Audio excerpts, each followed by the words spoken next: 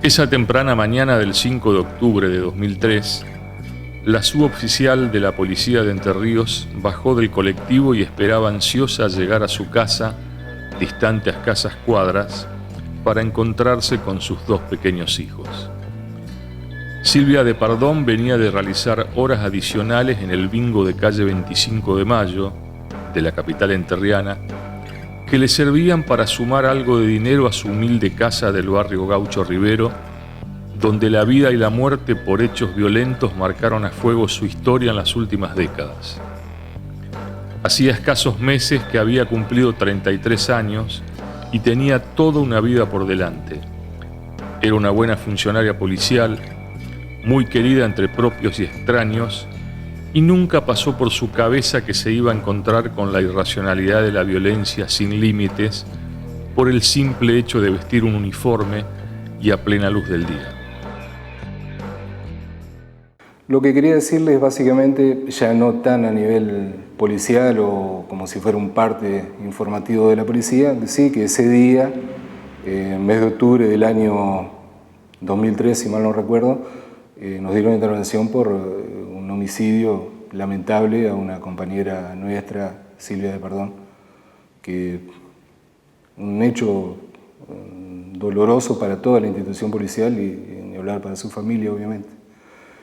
Nos pegó muy fuerte. Fue un hecho que nos dieron intervención, tiene que haber sido 6:30 de la mañana, 6:30 de la mañana, a calle Montiel y Virgen de Luján. En esa época yo trabajaba en la división de homicidios y con el grupo de turno fuimos hacia el lugar a realizar las tareas sumariales. Se realiza una inspección judicial, un croquis referencial del lugar del hecho, se dio intervención a criminalística, fotógrafo, planimétrico, todo como para dejar bien sentado la causa todo lo que ha sucedido ahí. Mientras tanto, un grupo de la división de homicidios, personal de calle, hablan con vecinos, con posibles testigos, buscan todo lo que sea conducente y factible de tomar alguna declaración testimonial, para ir dejando bien detallado todo lo que allí sucedió.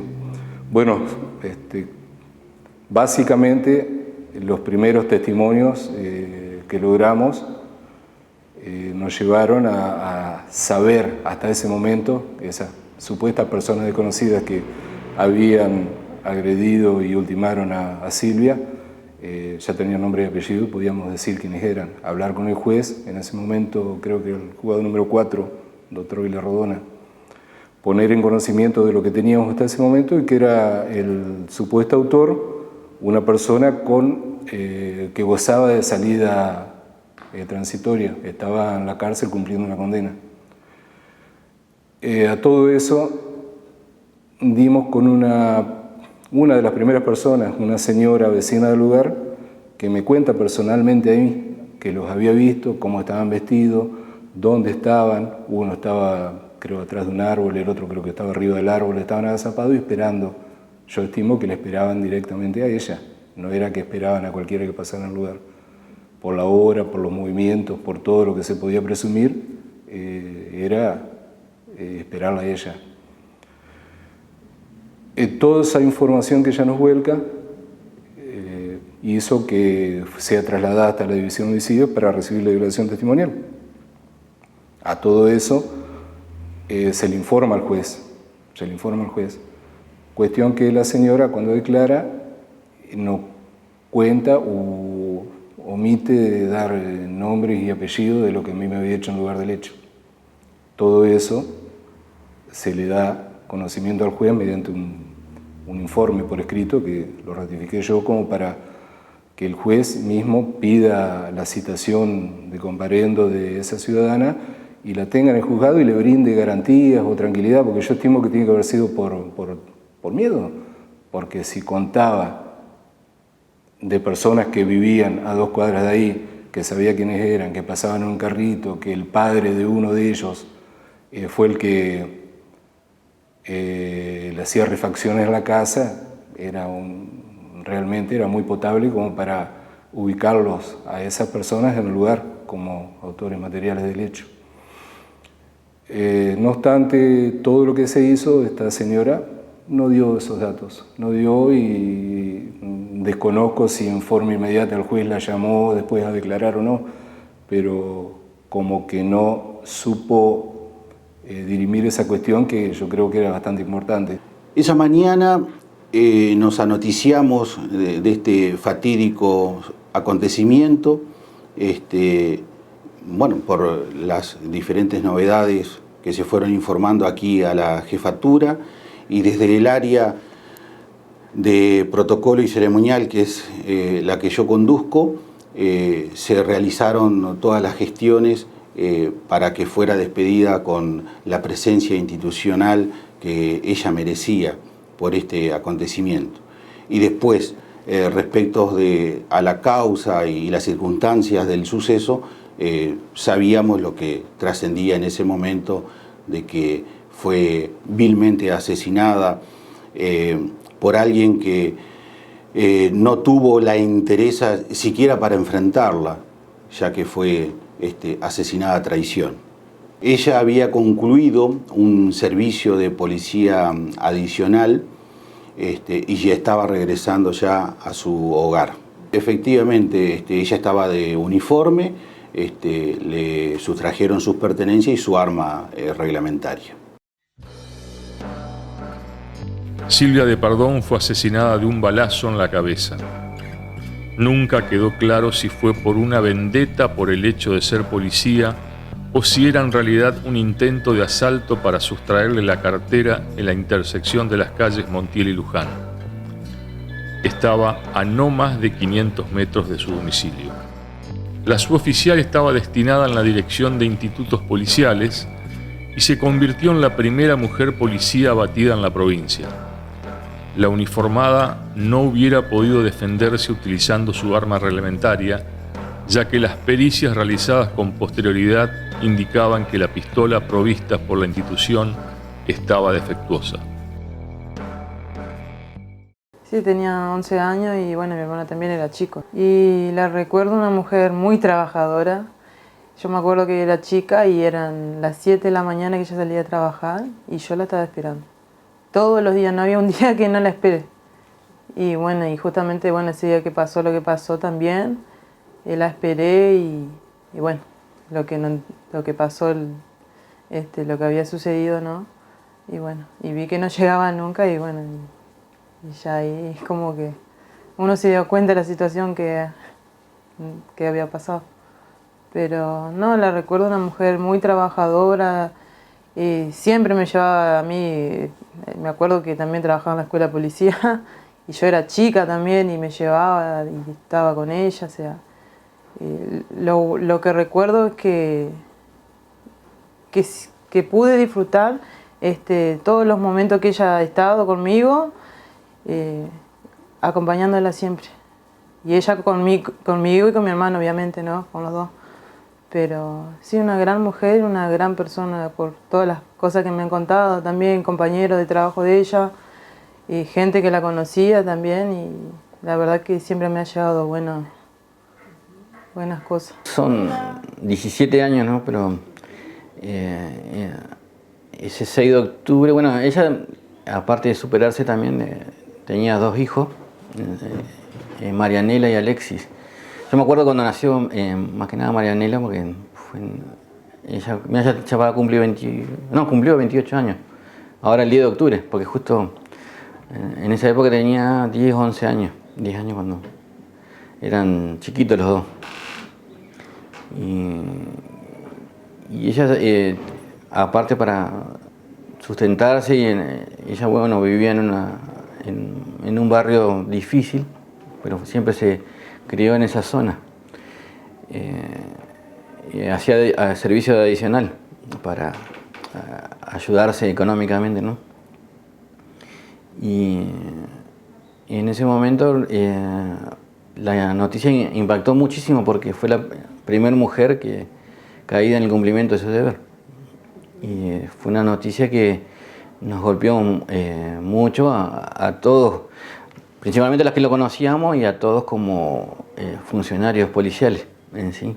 Al parecer, ella bajó del el colectivo, ajá, y en el interín esas pocas cuadras que separaban de la parada del colectivo hacia su domicilio, fue abordada por estos personajes de lo ajeno, o sea, que no sé con qué fin o si tenían algún tipo de antipatía hacia ella o aversión, la abordaron y produjeron su deceso. Recuerdo que ese 6 de octubre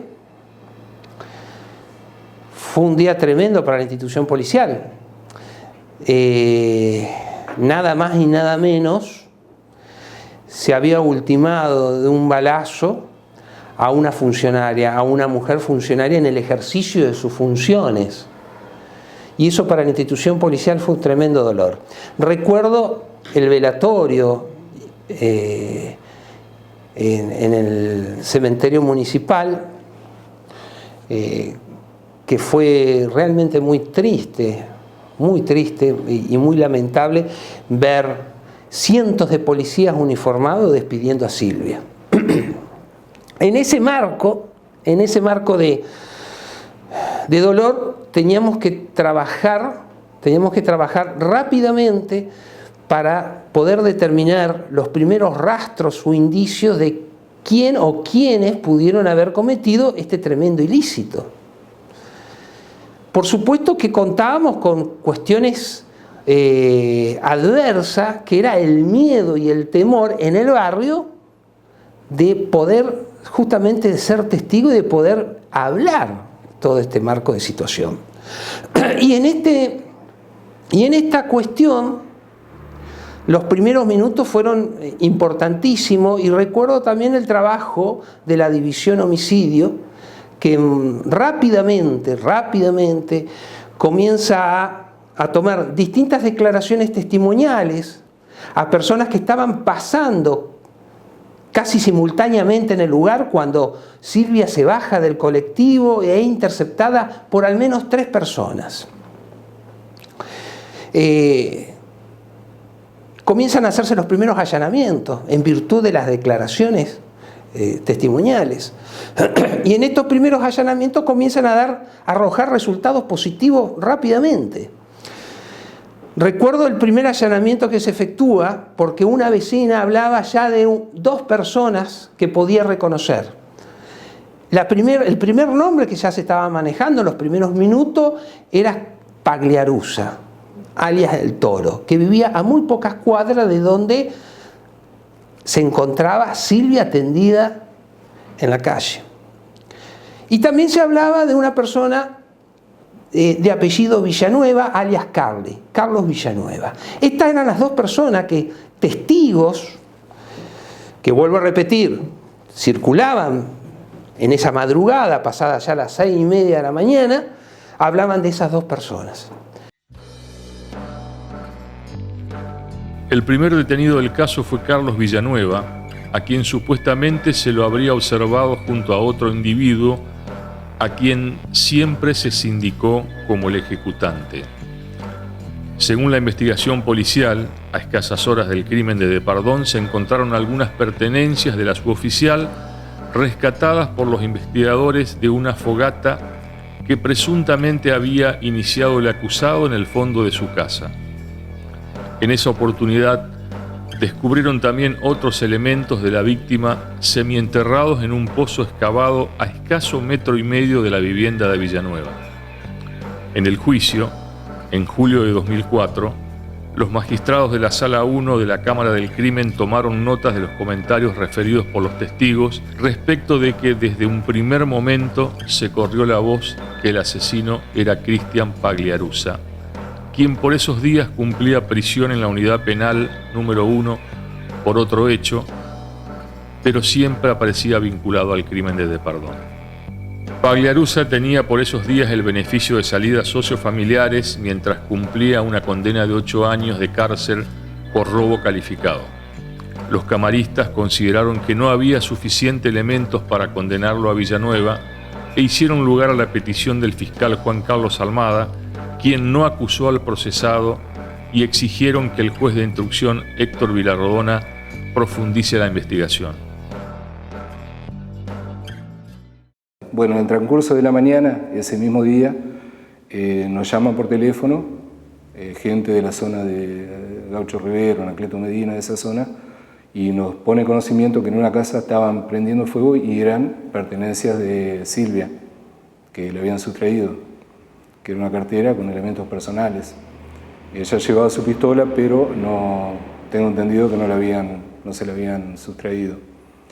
Se hace un allanamiento en forma muy, pero muy rápida. Llegamos al lugar y estaban prendiéndole fuego un ciudadano de ahí que participó en el hecho, Carlos Villanueva, participó en el hecho, lo digo para mí, lo digo, pero creo que en la causa quedó absuelto de culpa y cargo.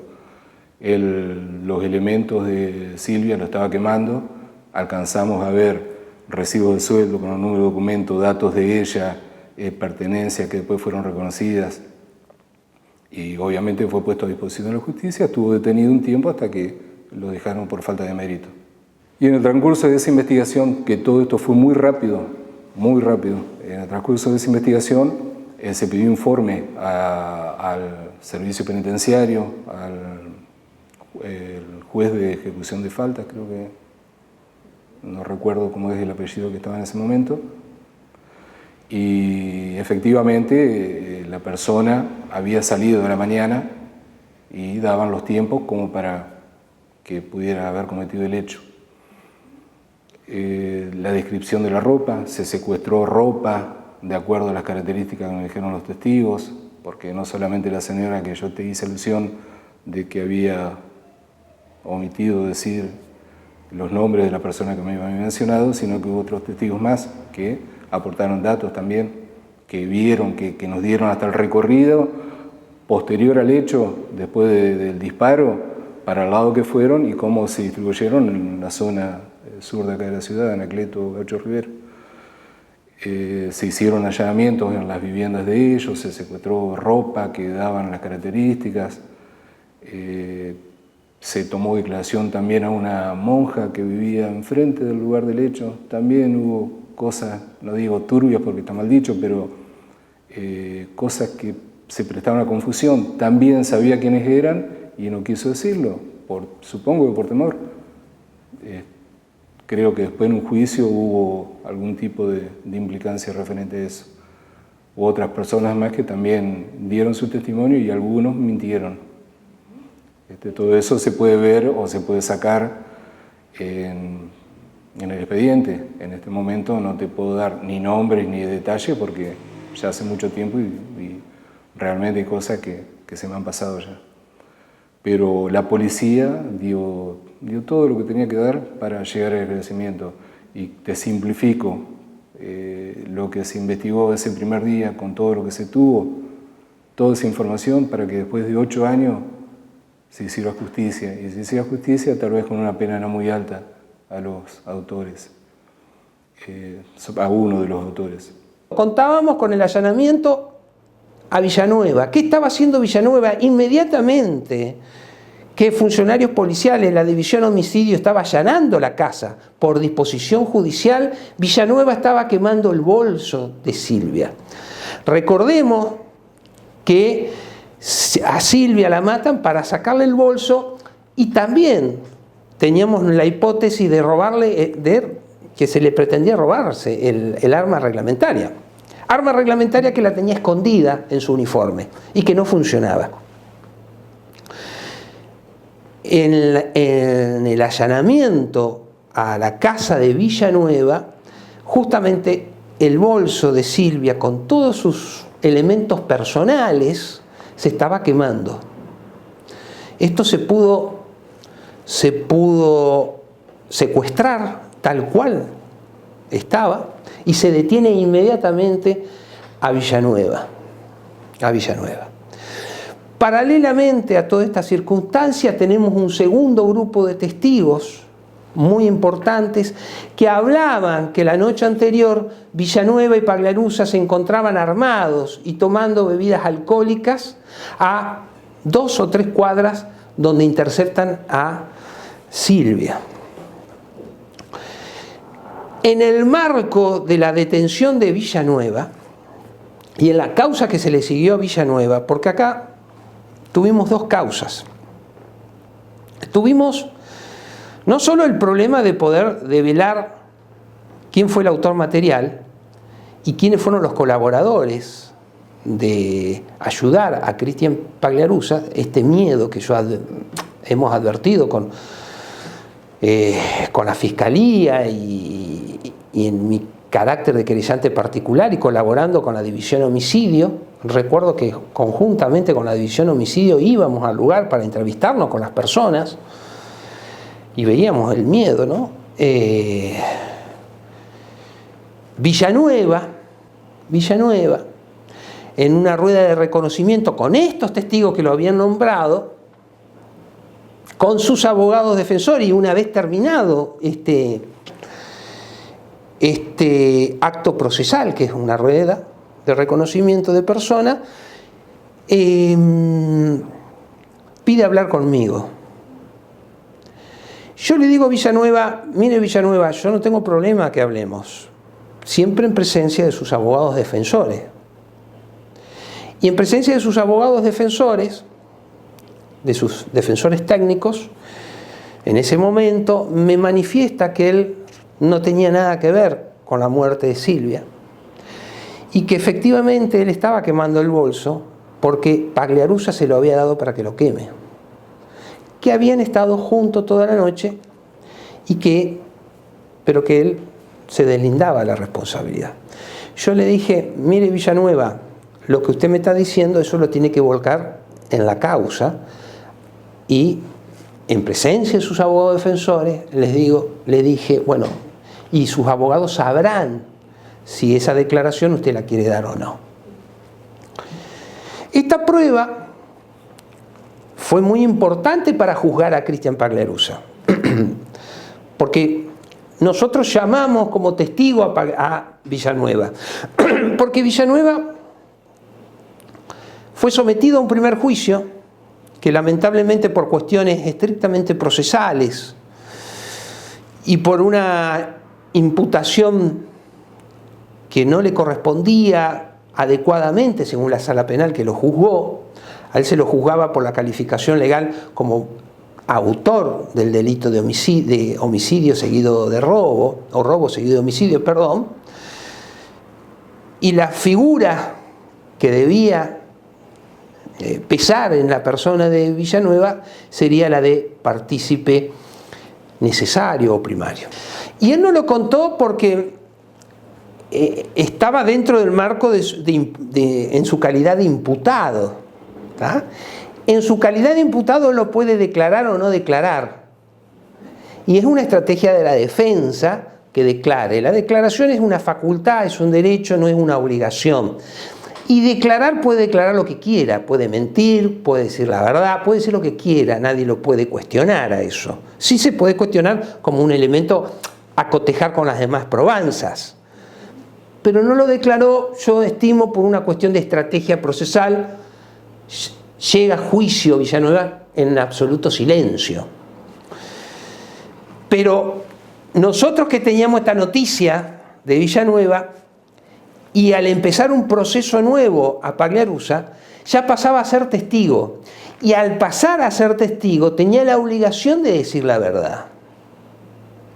Y como tenía la obligación de decir la verdad a Villanueva, nosotros lo pedimos ante el juzgado de instrucción y lo sometimos al juicio oral y público que enfrentó Cristian Pagliarusa. Por eso, es erróneo pensar que Villanueva habló para deslindar responsabilidad para él, porque nunca habló. En el marco de su proceso nunca habló. Así que mal podemos sostener, como lo han sostenido los defensores de Pagliarusa, que Villanueva habló para él no comprometerse. No habló nunca. Siempre fue a silencio el juicio oral y público. Cuando lo absuelven a Villanueva, a Pagliarusa, nosotros lo pedimos como testigo. Ahí sí tiene que hablar y decir la verdad. si no, le imputábamos falso testimonio. Y Villanueva vuelve a decir lo que me dijo a mí en la rueda de reconocimiento, en presencia. Y pedimos también la declaración testimonial de sus abogados, que debían de decir la verdad también. Y tal cual pasó. Sus abogados técnicos ratificaron lo que yo había escuchado, y Villanueva ratificó lo que me había dicho, que había sido Pagliarusa. Pero no solo en su declaración testimonial queda en ese marco, sino que se extendió aún más. Él hizo referencia sobre el arma que usó Pagliarusa. Y el arma que usó Pagliarusa, dice, el arma que usó era un arma niquelada, un 38, un revólver que siempre perteneció a Pagliarusa, que días anteriores le había efectuado una herida en la rodilla a una persona apodada Pin, de apellido Barzola. Esta persona, denominada Pin Barzola, lo llamamos como testigo, le preguntamos si había sido herido en su rodilla y nos reconoce que sí, y que en ese momento tenía temor y no hizo referencia de quién le había efectuado el disparo en la rodilla. Lo que sí pasa en este proceso, y parece de película, es que Barzola aparece muerto. El tribunal le preguntó si le podíamos extraer, si era voluntad, y Barzola dijo que sí, que él se iba a someter a la operación de extracción de bala, de ese plomo. ¿Por qué? Porque teníamos el plomo extraído de Silvia, y era muy importante para nosotros extraer el plomo de Barzola, porque si se correspondían, Villanueva estaba diciendo toda la verdad. Y evidentemente había sido Pagliarusa.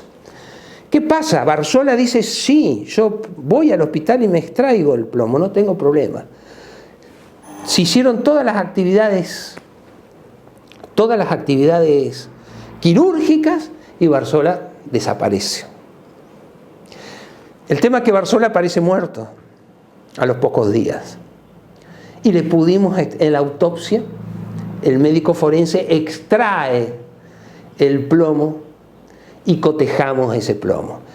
Y resulta que el cotejo da que ambos plomos fueron disparados por una misma arma, que era el arma utilizada por Pagliarusa. Que a su vez a Pagliarusa se le hizo un dermotest que dio positivo por haber disparado un arma de fuego. Dermotest que, vaya sea de paso, se le hizo varias horas después del homicidio. A Pagliarusa se le hizo un dermotest en el primer juicio, teníamos ese elemento como pendiente y pasó a ser un elemento incriminante en el segundo juicio. En el primer juicio que quedó ese elemento, ese análisis, esa pericia de dermotest para el segundo juicio, para valorarlo en la persona de Cristian Pagliarusa. Y esto se vio complementado también con la aparición de testigos que pudimos conseguir con la división homicidio, en la cual efectivamente, momentos después del disparo, inmediatamente después del disparo, a los pocos segundos, en el lugar, en la cuadra, lo ven a Cristian Pagliarusa corriendo con un arma, escondido. La situación de Cristian Pagliarusa se fue complicando en la investigación judicial, más aún con el aporte de un testigo de identidad reservada que llevaron los abogados querellantes Marcos Rodríguez Allende y Alejandro Gripo, y una rueda de reconocimiento que fue clave. Pagliarusa, de 28 años, se había hecho conocido públicamente en 1997 por el caso del Aljibe, cuando junto al ya fallecido Queco Arce fabricaron una causa contra 4 efectivos de la Comisaría Novena al introducirse en un pozo para culpar a los policías, que luego fueron absueltos por la justicia. Hubo una persona conocida, era conocido delincuente de acá de la ciudad de Paraná, Pin Barzola lo llamaban. Él, días antes del episodio de Silvia,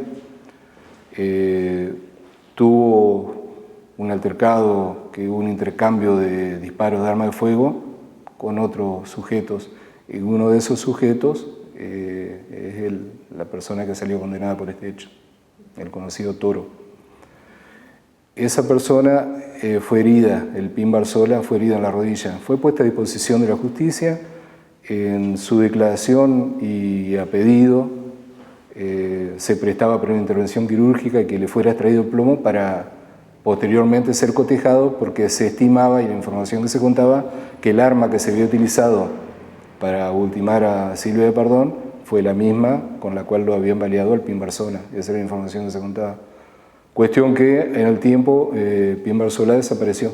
No se lo vio, se escapó del hospital o no tengo presente bien cómo fue en sí la situación, y al tiempo lo matan y bueno, después tomé conocimiento que el abogado querellante y los familiares pidieron la exhumación del cuerpo, se extrajo el plomo, se cotejó y creo que fue una de las piezas fundamentales para comprobar y corroborar lo que se estaba diciendo, que el arma utilizada fue la misma que había ultimado a la policía Silvia de Pardón. En el devenir del debate hubo una testigo que le cuenta a la madre de Silvia, que Pagliarusa había sido el que le efectuó el disparo, que ella lo observó, que lo pudo observar. Esto lo cuenta la madre de Silvia en el expediente, en el debate. Por supuesto que llamamos a esta testigo, le preguntamos, usted le comentó a la mamá de Silvia toda esta circunstancia, y lo negó categóricamente. Esto trajo como consecuencia un careo entre ellas dos. Ambas se mantuvieron en sus posiciones y nosotros solicitamos el falso testimonio por esta persona que le había contado a Silvia. Nosotros entendimos, y el tribunal también entendió, que la mamá de Silvia, una señora con un tremendo dolor en el juicio, no tenía elementos para estar mintiendo, para estar falseando semejante cuestión. Y sí evaluamos que la persona que se lo había dicho se había retractado por este miedo que Cristian Pagliarusa, que en forma cobarde, tenía atemorizado a todo el barrio. En julio de 2006, la Sala 2 de la Cámara del Crimen de Paraná decidió revocar la falta de mérito que tenía Cristian Pagliarusa y lo procesó por el delito de robo seguido de homicidio en perjuicio de la suboficial Silvia de Pardón. Pagliarusa fue juzgado en octubre de 2008 por el delito de robo seguido de homicidio. La Sala 1 de la Cámara del Crimen llegó a la conclusión de que Pagliarusa fue el autor del disparo recibido por la mujer policía. Fue un hecho que ocurrió, si mal no recuerdo, en septiembre, a primeras horas de la mañana, cerca de las 6:15, en barrio San Agustín, creo que en calle Selva de Montiel, entre Luis Palma y Gutiérrez, mal no recuerdo. Un hecho nefasto donde la víctima, Silvia de Pardón, bajaba del colectivo y se dirigía a su domicilio, y supuestamente en un intervalo de la dirección es tomado por una o dos personas, nunca quedó en claro, y uno de ellos le arrebata la cartera y otro la toma de atrás y le dispara, causándole la muerte. La intervención mía fue como defensor de quien fue en segunda instancia sindicado como autor del hecho del robo seguido de muerte, que es conocido como Toro Pagliarusa. Él estaba detenido, pero al momento del hecho él estaba en su casa o en libertad, porque como adelanto ese día se discutió, se hablaba en principio por los informes, por lo que surgió del debate y de todo el juicio, que el autor del hecho era Toro Pagliarusa. Se comentaba a la policía, comentaba a la gente y supuestamente también por algunos medios radiales. ¿Cómo es la situación? Yo intervengo como defensor de Toro Pagliarusa, junto con la doctora Nora Lanfranchi, fuimos codefensores. Lo sugerente y lo raro es que es un segundo proceso, un segundo juicio. Es decir, como consecuencia del hecho y con las preliminares se investigó, se instruyó la causa y se sindicó el hecho a si mal no recuerdo, Villanueva de apellido, Claudio Villanueva, si no me equivoco el nombre, que luego del debate fue absuelto en principio por la duda. A posteriori de esa absolución, en una ocasión, estando en el juzgado de instrucción donde se tramitaba la causa, estando presentes sus abogados defensores, los defensores de Villanueva, tengo entendido que fueron los doctores Pagliotto y Bartorelli, que fueron los que, una buena encomienda porque lograron absolverlo, e incluso durante todo ese proceso tengo entendido que Villanueva se abstuvo de declarar, nunca declaró, pero también estando presente el querellante, el doctor Rodríguez Allende, en palabras más, palabras menos, Villanueva mencionó que quien había matado a Silvia de Pardón era el Pagliarusa.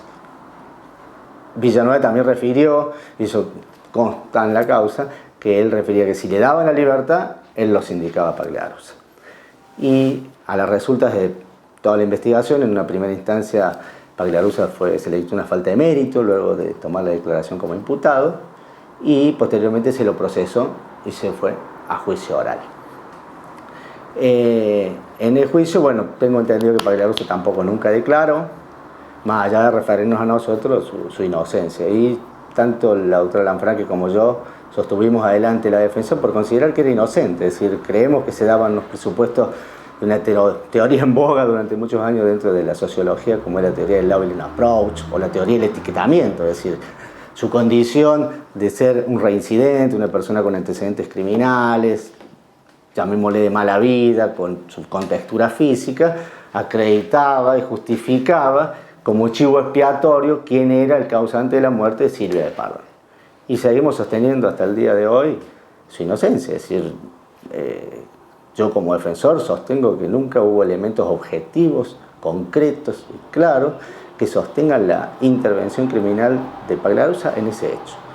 ¿En base a qué argumentos probatorios? Primero, la única y exclusiva prueba objetiva que los indica Pagliarusa como responsable del delito es el supuesto coimputado Villanueva. Él fue el único que los indicó. De los testigos, incluso hubo un testigo que declaró y hubo contradicciones, pero las contradicciones eran porque lo deslindaban de responsabilidad a Pagliarusa. Fue detenida en el debate por falso testimonio. No recuerdo el nombre de la testigo. Pero después había varios testigos, sobre todo una testigo que era peluquera, si mal no recuerdo, de apellido Castrillón, que en el debate aclaró y supuestamente fue una de las que vio. Tengamos en cuenta que el hecho, si mal no recuerdo, fue a las 6 y 15 horas de la mañana, que es cuando está amaneciendo entre de noche y de día. Si mal no recuerdo, fue en septiembre del año 2003. Y esta testigo, como varias, sostienen haber visto siempre una sola persona, es decir, las que supuestamente vieron el hecho cuando atacan y matan a De Pardón, se habla de una sola persona, que era un poco más alta que De Pardón, que era flaca, que tenía un corte carré. Estamos hablando de que la persona esta que se indica y que vio al agresor era una persona flaca, alta, de corte carré y castaño o rubia, que no se compadece en nada con la persona y con la forma su contextura física de Pagliarusa. Pagliarusa es morocho, es corpulento, es alto, no recuerdo la altura, pero debe medir unos 70, unos 75. Y del hecho que se le imputaba siempre se hablaba de 2 o más personas. Incluso lo que sorprendió siempre a esta defensa es que el primer imputado, que fue Villanueva, fue hallado en su casa los elementos sustraídos a De Pardón. Y él dice que el autor del disparo fue Pagliarusa y que las cosas se le entregó Pagliarusa y Paniagua. Paniagua era otro supuestamente sospechado, pero fue citado como testigo de instrucción y nunca fue a juicio. Y el otro elemento que también sostuvo la responsabilidad de Pagliarusa en el incidente es que él anteriormente había tenido un conflicto, un intercambio, un problema barrial, si queremos llamarlo, con otra persona llamada Pim Barzola, que supuestamente, por dichos siempre de Villanueva o familiares de Villanueva, le había disparado a Barzola y el proyectil aún lo tenía Barzola en su rodilla o en su pierna. Incluso se le extrajo el proyectil a Barzola y hubo un careo entre Barzola y Villanueva sobre ese incidente donde supuestamente Pagliarusa le había disparado. Tenemos en cuenta ciertas contexturas, por eso hablaba yo de la teoría del etiquetamiento, es decir, de una teoría de control social donde ciertas personas que tienen ciertos rasgos, ciertas conductas y ciertos antecedentes son etiquetados por el sistema social como delincuentes, como peligrosos, como desviados. Entonces, esas personas que ya, aún por su condición, también asumen esa condición de desviado, son los responsables de ciertos crímenes, como considero en este caso. En este caso, el chivo expiatorio para justificar el homicidio, porque no está en duda que hubo un homicidio, que hubo un robo en perjuicio de Silvia de Pardón, pero el chivo expiatorio fue Pagliarusa. En ese proceso donde el primer imputado Villanueva fue absuelto.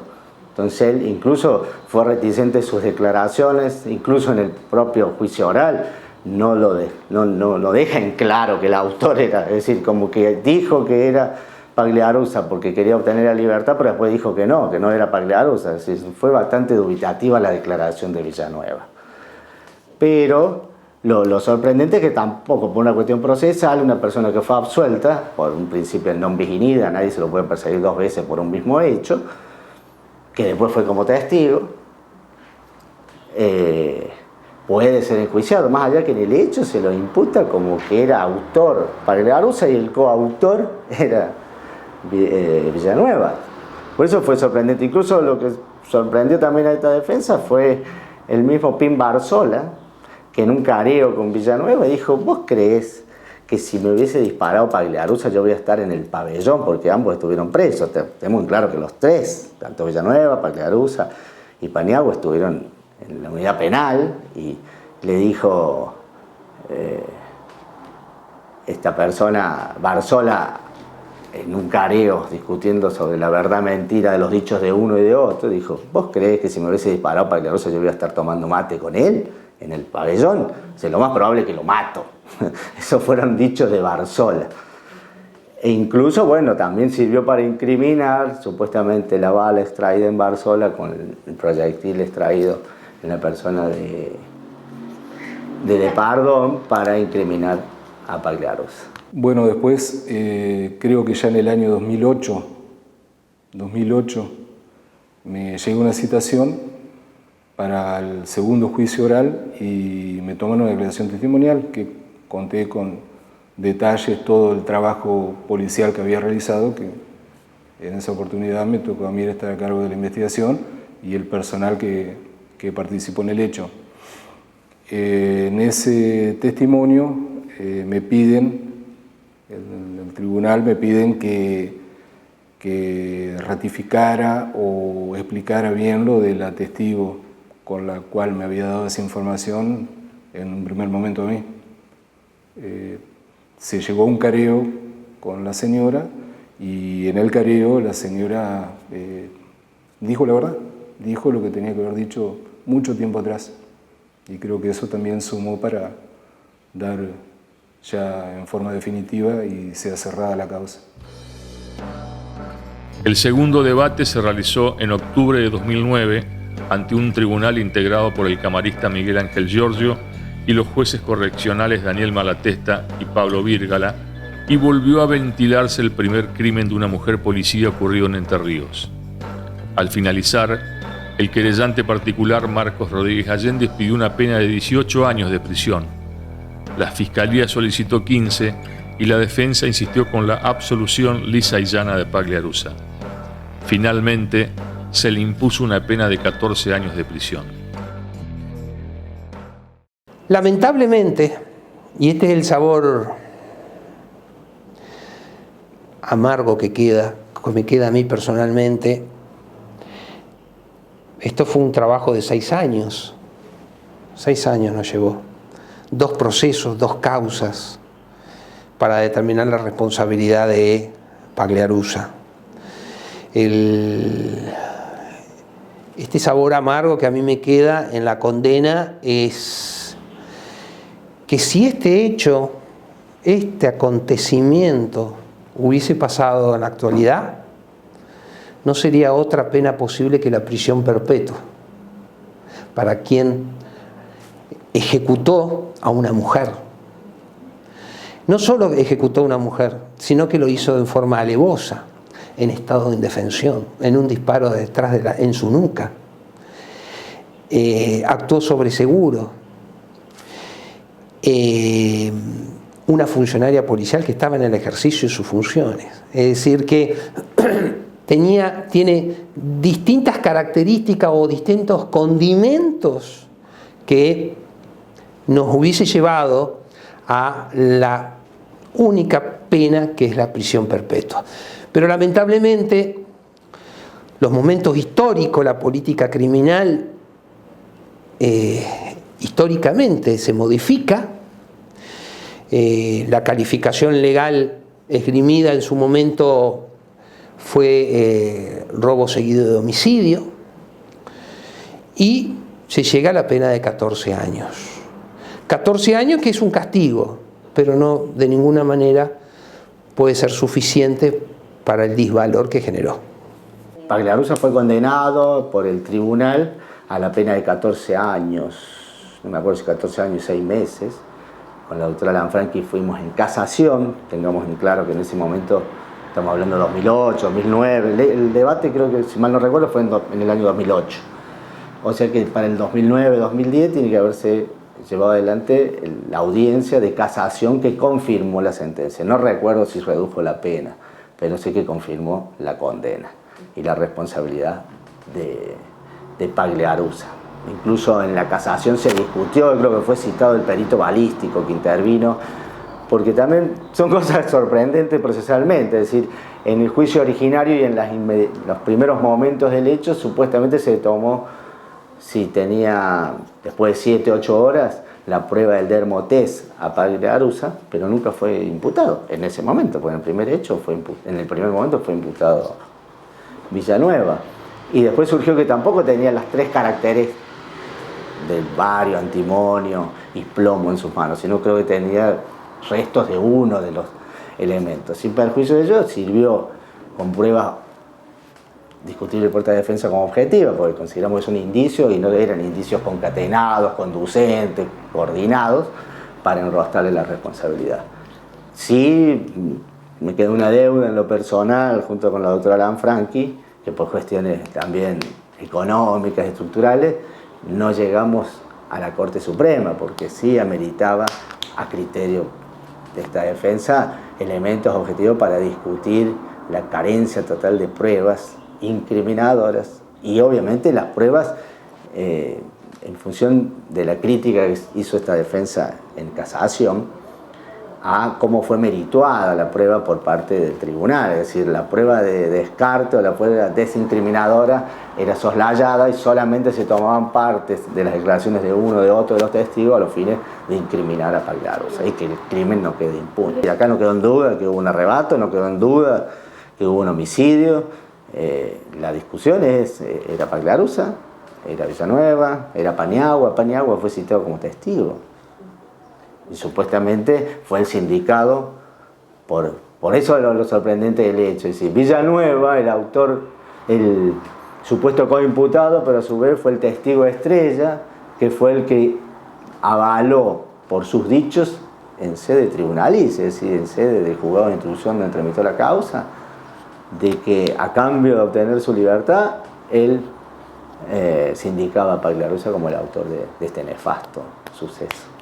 Siempre, o sea, en el momento del desayuno, por ejemplo, yo cuando iba a saludar, siempre mi costumbre es recorrer todas las áreas que estaban bajo mi supervisión en ese momento. Iba al lavadero y estaba en el momento del desayuno, yo la gastaba porque tomaban mate dulce con cáscara de naranja. Entonces había muchas señoras más grandes que ella, ya madre, abuela, alguna. Entonces siempre le decía yo, ya tanto abuela, ya te abuelizaste con con el tema del mate dulce con cáscara de naranja en ese momento. Entonces es una de las anécdotas siempre que yo voy, visito siempre, que bueno, de ahí me iba a mantenimiento, y a sastrería, que eran de otras lasanas, y estaba cocina también en ese momento también. Sí, ella se comunicó a la escuela lo que había sucedido en ese momento, y obviamente impactó a todo el entorno, no solamente porque de los que trabajábamos con ella en ese momento, sino que llegó también al alumnado, porque y a las mujeres, a las cadetes, por ejemplo, femeninas también, se le impactó y ven a lo que están expuestas ellas como funcionarios, porque la mujer policía, aparte de cumplir su función específica como policía, es madre, es esposa, y entonces eso es un cúmulo de obligación y responsabilidades que hacen que uno a veces no asuma a lo que está expuesto, y más ella en este caso como mujer, si bien estamos en el siglo XXI hoy por hoy, y esto pasó en los albores del mismo, la mujer empoderada, como le dicen, tiene esa función y está expuesta también a estas situaciones, y quienes lo sufren más en este caso lo sufrieron sus hijos. Una gran persona, todas las personas que he visto y conocido, parte de ella también, me han comentado cosas que hasta el día de hoy también me sorprende, porque no, unos chicos vio por ahí y no sabía las cosas que ella hacía, ya sea en el ámbito del trabajo, de la familia también. He aprendido o al agarrotazo, ¿no? Cuando iba a la escuela, ¿no? Me acuerdo que si me portaba mal o si hacía las cosas mal, era, viste, ya con el cinto seguramente me agarraba. Pero los valores como mujer y como persona. Y bueno, y eso hasta el día de hoy lo sigo manteniendo, creo yo. Pero que me ha dejado un aprendizaje de lo que es la vida también, porque fue muy duro y yo también era chica. Y bueno, y yo tenía que también ser fuerte por mi hermano, y bueno, tuve que salir adelante por él también, y bueno, y por mi familia, ¿no? Porque también mi familia estuvo ahí siempre, en todo momento, pero bien, la verdad que no tengo palabras para decir más que decirle gracias por todo lo que me ha dejado y enseñado, porque en sí todo lo que me ha mostrado, todo lo que también me ha costado también levantarme, y más en el ámbito de la policía, que por ahí no es fácil estar, y bueno, y no me quedó otra que aprender y estar hoy a donde estoy también. En la clínica policial sí, la reconocieron ellos ahí en la clínica policial, y también hay un cuadro que le hicieron, un presente ahí, que también está la foto de ella. En sí ella siempre fue mi orgullo, siempre, yo hasta el día de hoy la admiro, como te vuelvo a repetir, y he aprendido mucho, siendo chica no, ¿entendés? Y siempre me decía, hace esto, hace lo otro, o sea, por el bien mío también, porque unos chicos por ahí dicen, nada, ¿para qué voy a ponerle un ejemplo? ¿Para qué voy a estudiar? Y estudiar tenés que estudiar, porque si no estudias no llega a ningún lado, ¿viste? Y bueno, y ella también tenía eso de aprender, de que vaya a la escuela, de que, bueno, presta atención obviamente.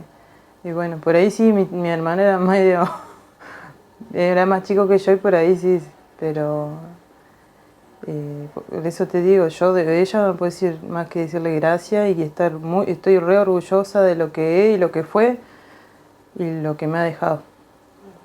A pesar del dolor que nos dejó, porque año tras año pasan y es una cosa que, por más, a veces uno dice que es fuerte, es duro, pero por dentro está...